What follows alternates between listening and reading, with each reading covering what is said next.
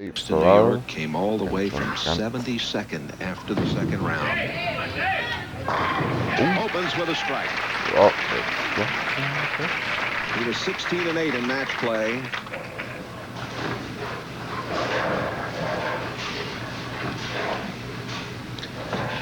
Seventh year on tour for Ferraro.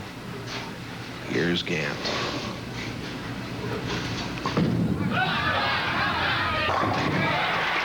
Hasn't lost a thing, Jay. He's still going. Gant with that 277, 10 strikes in his victory over Ron Palumbi. Palumbi winning $8,000, finishing third. You know, when you're waiting to come on as the tournament leader, as Dave Ferraro did, and watches a player like John Gant throw 10 or 11 strikes in a match, you're hoping he's just shot it all right there and it's all over with. So when you get over there to bowl him, he's lost it. He's lost that edge, and he has to wait and get all started and lined up again. But it doesn't look like John has lost it. He's still going strong. These fellows have averaged 222, the bowlers today on the TV pair. Gant is really on target here. He is. He's throwing the ball really well. His timing looks good. He's getting the ball well out over the foul line. He's projecting the ball well. His balance is great. Well, when you're throwing the ball that good with that much power, it's really hard to stop him. The pins haven't got a chance. Dave Ferraro, third career championship round appearance, had the bad fortune to post the highest losing score in the TV finals.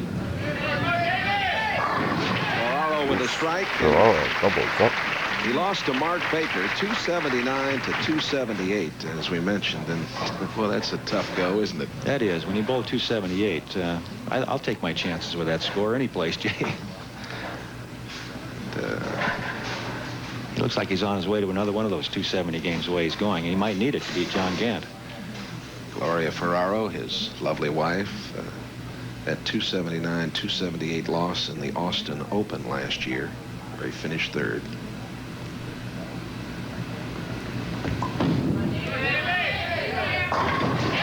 Strikes all around for Ferraro and Gant.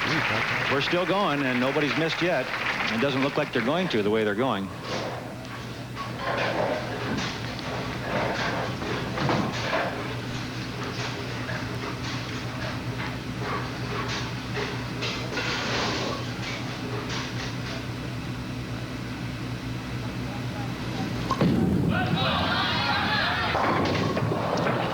That's what the players call the fast eight, Jay. The ball broke very sharply on the back.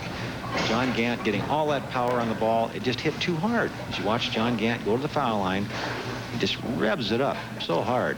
The ball grips the lane and breaks. See how hard it's breaking on the back end? That fast eight, actually the 3-pin goes up and over the top of the 610.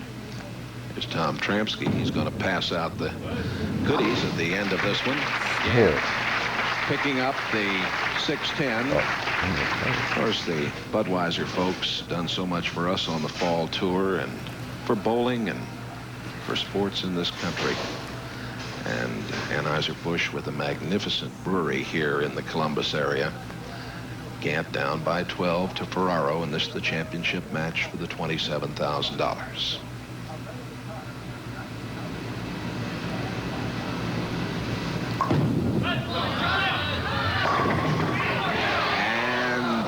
Seven is still standing. He had that scout again coming across there. In his match, the previous match, John bowled, he had that same leave, and the pin danced across and kicked out the 7. This time he wasn't quite as fortunate. He's been very sharp on that 7-pin this week. He's really improved his spare shooting, Jay. John used to, when he first came on the tour, struggled with spares. He's really improved that part of his game. He's become much more accurate. Well, he is really been sharp. He was never worse than 5th all this week. Ferraro, as I mentioned, came from the 72nd position in the second round to 1st. There's the prize money in this $150,000 Budweiser Classic. Dave's checking the pin spotting. He wanted a re-rack. He got it. The players are allowed 3 re-racks in each game. No more than that. So they kind of have to save them in case they need one in that 9th or 10th frame in a crucial situation. So they use them sparingly. the Hadler family, the proprietors of Spartan's facility, looking on, and a strike for Ferraro. They can't 4 in a row.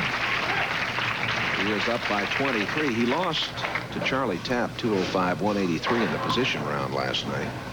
16-8 in match play this week.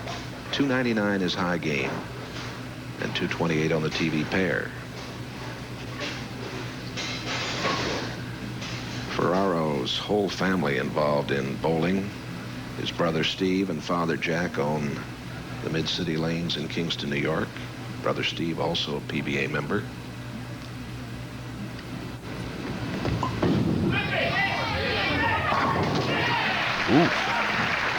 Oh, perfect through 5 frames. Unbelievable the way John Gant bowled that last match and started this one. This kid's coming out here like there's no competition. He's just bowling great. Look at the form, just classic style. Set the foot. There is his problem when he gets in trouble. As you can see, he was sideways at the foul line. He tends to pull the ball across his body. Right now, he's perfect. And a terrible break for John Gant. He threw the ball really well. Again, that sharp break on this lane last time. He left that fast 8, as we mentioned earlier, the 610. This is almost the same hit. The ball breaking very sharply, cutting it, and watch the ball cut in front of the 8-pin. Now that's power. That is power.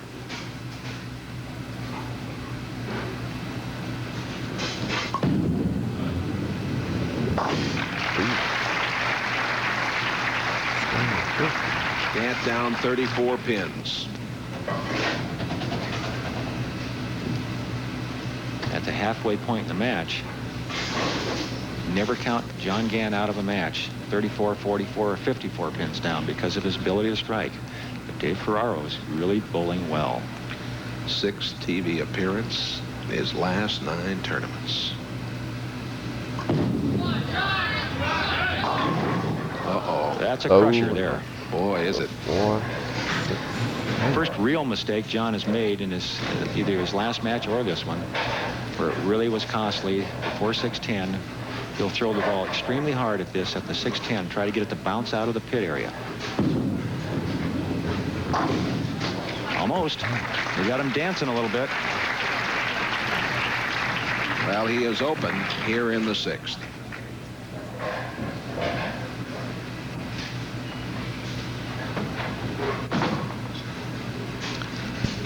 '74 was the last TV perfect game by Jim Stefanich out in California. Jim also a fine golfer. He might do a little damage in that skins game if he was in there. He's a little better than scratch. Of course, you know, against guys like that, it's a little tough. Dave Ferraro has a chance to add his name to that list of perfect games on television. Only 3 in all the years professional bowling has been televised.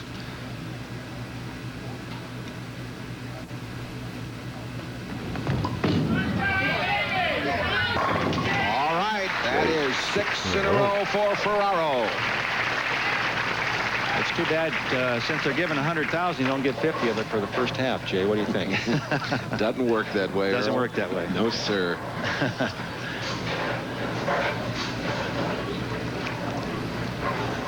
Ferraro up by 56. Or 58. The scoreboard says 56, but he's up by 58.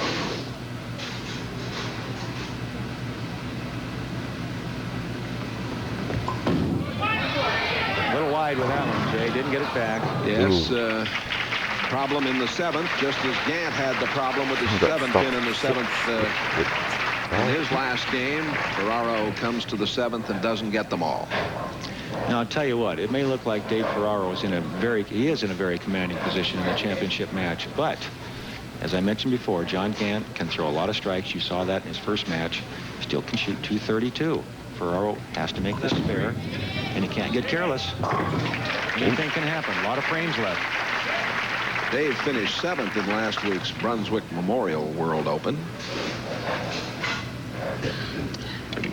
Mentioned that Gant will, with his play this week, move ahead of Dave Husted. You see, he was just behind Husted coming into this week, but now he's going to go to the #1 spot.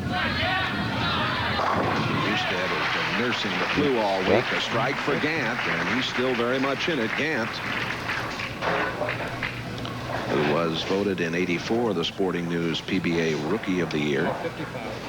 And he won his only title that year. Current earnings of better than $60,000, better than 140 in his career.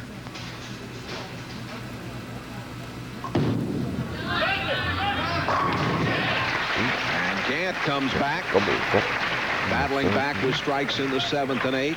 His young son applauding there, and now it's back on the shoulders of Dave Ferraro, who qualified first. Dave, 5'8", 160 pounds. He says he's got his speech ready, though, Chuck.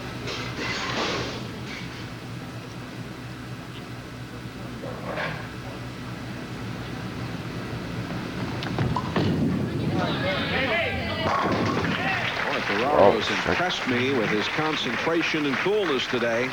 He's amazing under pressure. He's bowled extremely well in this championship match. And as you mentioned earlier, Jay, he's had a little television experience, but not a great deal. He lost that 279 to 278 match to Mark Baker.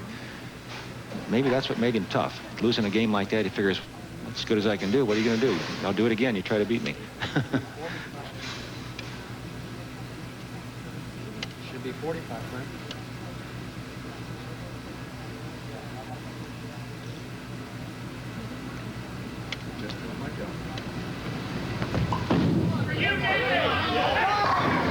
Oh, and Ferraro thought sure that was going to be a little better than all he has to do is stay out of trouble, Jay, and that's an easy spare for Dave Ferraro at this point. And even though he'd like to get the strike, if he just gets his spare and another spare in the 10th frame, he's going to be a winner. But he still has another frame to go to stay clean, the 10th frame.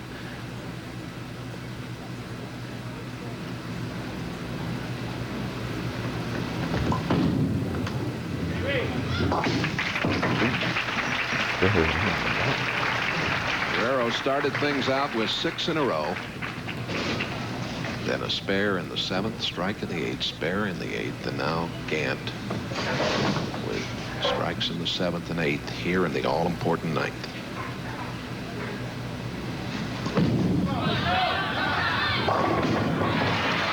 Hit him thin, watch him spin, Jay. A lot of power there, strength. A lot of revolutions on the ball. That's what makes those pins dance like that. The skins game is coming up next. Gant is down by 32 pins. And he needs to go all the way. He does. He can get the match to within 12 pins with 2 strikes in the 10th, actually 3 in the 10th. And then it'll be up to Dave Ferraro to get a mark to win the tournament. See how quickly he can turn around in the sport of bowling. Look at this. He got it. Sweet. And a big sigh from Big John. All right, he's still in the match. 2 more strikes. He'll cut the lead to 12 pins. Dave Ferraro sitting there thinking, what do you have to do to beat this guy?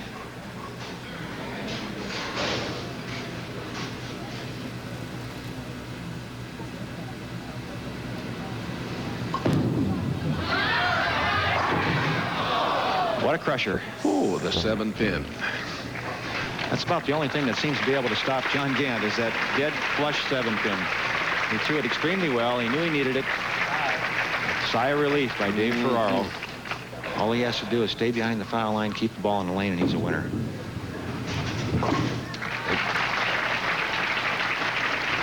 Gant with a total of 221. Ferraro needs 5 pins. And he gets the strike, and somebody said, welcome to the Firestone, Davey. And his wife applauds, and a very big win for Dave Ferraro. His first PBA title and the $27,000 first prize, and we'll watch him finish it off here.